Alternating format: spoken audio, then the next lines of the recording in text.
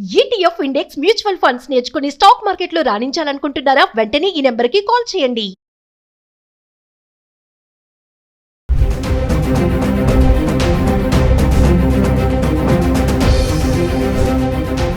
నమస్తే, welcome back to Suman TV. ప్రస్తుతం మనతో పాటు ఉన్నారు consumers affairs committee chairman Mandari Krishna గారు. నమస్తే సార్. నమస్తే అమ్మా. సార్, మనం బంగారం ధరల గురించి చాలా వీడియోలు చేస్తూనే ఉన్నాం. మరి ఇప్పుడు ఇది 7వ నెలలో వచ్చాము. ఇప్పటి వరకు కూడా 26% పెరిగింది బంగారం ధర, అంటే ఆల్ టైమ్ రికార్డ్ అనుకోవాలి. మరి ఇంకా ముందున్నటువంటి మిగిలిన నెలల్లో ఎంత పెరగొచ్చు అంటారు? అసలు ఎందుకు ఇంత శాతం పెరిగిందంటే కారణాలు ఒకసారి.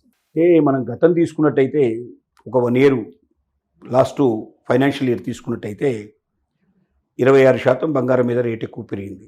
అంటే ఇంకా దేనిలోనూ కూడా ఇంత పెరుగుదల లేదు. స్టాక్ ఎక్స్చేంజ్లో తీసుకున్నా కూడా, లేదా ఇటు రియల్ ఎస్టేట్ తీసుకున్నా కూడా, లేదా ఇంకా వేరే రకమైనటువంటి బాండ్స్ రూపంలో, ఆ రూపంలో, ఈ రూపంలో పెట్టినా కూడా ఇంత హయ్యెస్ట్ రిటర్న్స్ అనేవి దీని మీద రాలేదు. దీన్ని దృష్టిలో పెట్టుకుని కొంతమంది మేధావులు ఆలోచిస్తుంది, నిపుణులు ఆలోచిస్తుంది ఏమిటంటే నెక్స్ట్ 2026లో కూడా ఎండింగ్ వరకు ఈ రకమైనటువంటి పెరుగుదల ఉండే అవకాశం ఉంటుంది అని కొంతమంది భావిస్తున్నారు. కానీ 100% కరెక్ట్ అని చెప్పగలిగే ఆధారాలు మన దగ్గర లేవు. గత సంవత్సరం జరిగింది కాబట్టి ఈ సంవత్సరం అలాగే ఉంటుందని చెప్పడం చాలా కష్టం. ఎందుకంటే అలా అయితే ప్రతి సంవత్సరం గతంలో కూడా ఎన్నోసార్లు 20-25 వేలు ఉండేటువంటి బంగారం ₹1,00,000 దాటింది. దానికి ఒక 10-15 ఏళ్ళు టైం పట్టింది.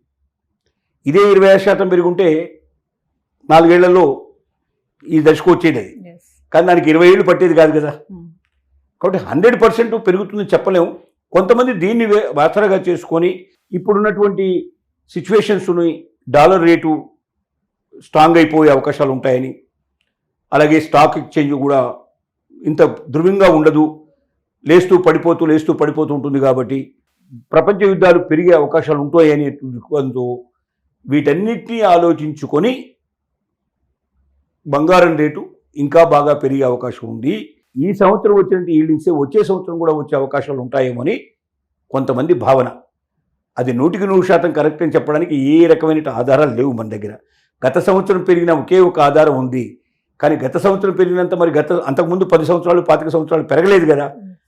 కాబట్టి దాన్ని అదే ఆధారం చేసుకొని వచ్చే సంవత్సరం ఇలాగ ఉంటుందని ఆశించి మనం ఇతరులకు ఈ విషయాన్ని చెప్పినట్టయితే దీన్ని ఆధారం చేసుకొని చాలామంది డబ్బు పెట్టి బంగారం కొనుక్కొని పెట్టుకుంటే అది పెరగకపోతే తర్వాత ఇబ్బంది పడిపోతుంది. కాబట్టి దీన్ని 100% చెప్పడానికి వీల్లేదు. కానీ కొంత ఆధారం మాత్రం దీని మీద వేసుకొని వచ్చే సంవత్సరానికి కొంత రేటు పెరగడానికి అవకాశం ఉంది. అంటే 26% డెఫినెట్గా పెరుగుతుందని చెప్పలేం, కానీ కొంత పెరగొచ్చు అనే భావన నిపుణులు కొంతమంది బాగా స్ట్రాంగ్గా నమ్ముతున్నట్టు విషయాన్ని మనం తెలియజేస్తున్నాం. కానీ వెండి మాత్రం బాగా పెరిగే అవకాశాలు ఉంటాయనేది దానికి ఆధారాలు చూపిస్తున్నారు. కారణం ఏమిటంటే వెండిని గతంలో ఓన్లీ మనం గృహోపకరణాలకి, అంటే ఏదైనా ప్లేట్లు తయారు చేసుకోవడానికి, గ్లాసులు తయారు చేసుకోవడానికి, లేకపోతే మరొక రకంగా ఆభరణాలకు ఉపయోగించడానికి, ఇట్లాంటి వాటికి మాత్రమే ఉపయోగించేవాళ్ళం. కానీ ఇప్పుడు ఎలక్ట్రానిక్ కార్లు ఏవైతే వస్తున్నాయో, ఎలక్ట్రానిక్ వెహికల్స్ ఏవైతే వస్తున్నాయో, ఈ వెహికల్స్లో కిలోల కొద్ది వెండి వాడుతున్నారు. ఒక పెద్ద ఎలక్ట్రానిక్ వెహికల్ తయారు కావాలంటే 80 కిలోల దాకా కూడా ఉపయోగించే అవకాశం ఉందంటున్నారు. తర్వాత సోలార్ ఎనర్జీకి సంబంధించిన పరికరాల్లో కూడా వెండిని ఉపయోగిస్తున్నారు. అనేక రకాల ఇండస్ట్రీస్లో వెండిని ఉపయోగిస్తున్నారు. ఇప్పుడు ఈ రకమైన పెరిగిపోయిన, అంటే ఇంతకుముందు గతంలో ఇవి లేవు. ఓన్లీ పరికరం మనకు ఇండ్లలో ఉండేటువంటి ఏదైనా పాత్రల కింద, వాటి కింద మనం ఉపయోగించడానికి వెండి పాత్రలు ఉండేవి, లేక వెండి ఆభరణాలు, మెట్టెలు, లేక గొలుసులు, ఇలాంటి వాటి ఎక్కువ ఉపయోగించేవాళ్ళు. ఇప్పుడు వీటితో పాటుగా ఇండస్ట్రీకి దీన్ని ఎప్పుడైతే ఉపయోగించడం ప్రారంభించారో, కిలోల కొద్దీ ఒక్కొక్క వాహనంలో ఉపయోగించే పరిస్థితి ఏర్పడిందో, అప్పుడు 1000 టన్నుల వెండి అవసరం పడే పరిస్థితి ఏర్పడింది. అందుకే వెండి విపరీతమైన రేటు పెరిగి ఇవాళ ₹1,00,000 పైన ఉంది. ఈ వెండి ఇంకా విపరీతమైన రేటు పెరిగే అవకాశాలు కూడా కనబడుతున్నాయి. కాబట్టి వెండి మీద ఎవరైనా పెట్టుబడి పెట్టదలుచుకుంటే, వెండి కొనదలుచుకుంటే మాత్రం భవిష్యత్తు బ్రహ్మాండంగా ఉంటుందని మాత్రం చెప్పడానికి మన దగ్గర ఆధారాలు పూర్తిగా ఉన్నాయి. ఇప్పుడు మీరు వెండిని ఏ ఇండస్ట్రీలో ఉపయోగిస్తున్నారో ఒకసారి ఆన్లైన్లో కొట్టి చూసుకుంటే మీకు చాలా కనబడతాయి. ఈ ఇండస్ట్రీస్ లోపల దాన్ని తప్పనిసరిగా ఉపయోగించాల్సింది, దానికి ఆల్టర్నేటివ్ వచ్చేదాకా దాన్ని ఉపయోగించాల్సిందే. అట్లా ఉపయోగించుకుంటూ పోవడం వల్ల, కిలోల కొద్ది, టన్నుల కొద్ది వెండిని ఉపయోగించడం వల్ల, రెండోది వెండి దొరకడం కూడా తగ్గిపోయింది. వెండి తీసేటువంటి ఏవైతే ఉన్నాయో, గనులు ఉన్నాయో, వాటిలోంచి వెండి తీయడం కాస్ట్లు ఎక్కువైపోయింది. గనులు కూడా చాలా వరకు అయిపోయే పరిస్థితి ఏర్పడింది. కాబట్టి వెండి మీద భవిష్యత్తులో బాగా రేట్లు పెరిగే అవకాశం ఉంది.